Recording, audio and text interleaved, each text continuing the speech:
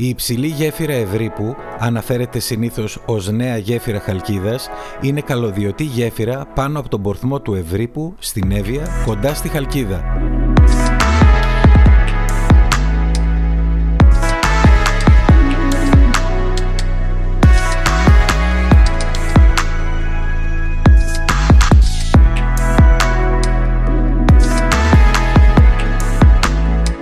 Αποτελεί τμήμα της οδικής παράκαμψης της Χαλκίδας και ενώνει τη βιωτική ακτή κοντά στο εργοστάσιο τσιμέντων μέσω του αυτοκινητοδρόμου Σχηματαρίου Χαλκίδας.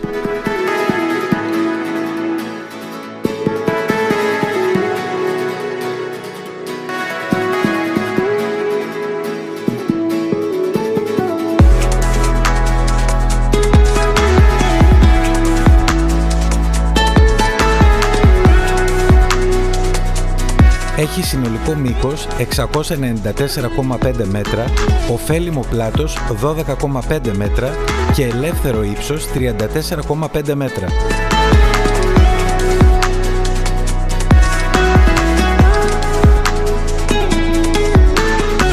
Το πάχος του καταστρώματος είναι 45 εκατοστά, το λεπτότερο στον κόσμο.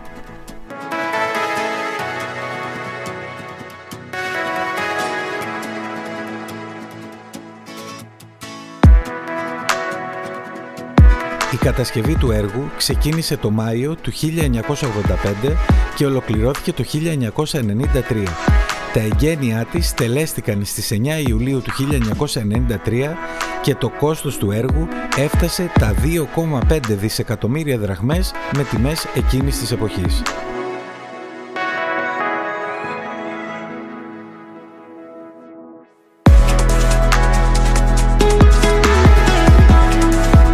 Η γέφυρα αποτελείται από τις προσβάσεις και το κεντρικό τμήμα.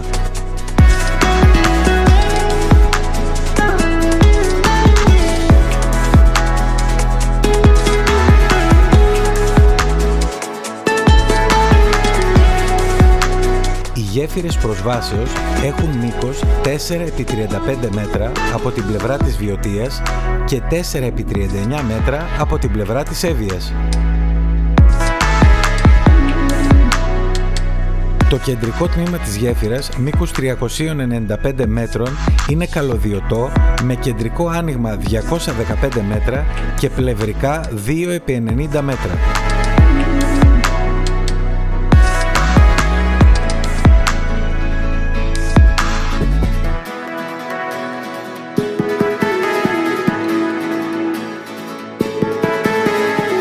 Το κεντρικό τμήμα συγκρατείται από καλώδια ανά 6 μέτρα περίπου. Η θεμελίωση των πυλώνων έγινε σε βάθος περίπου 28 μέτρων.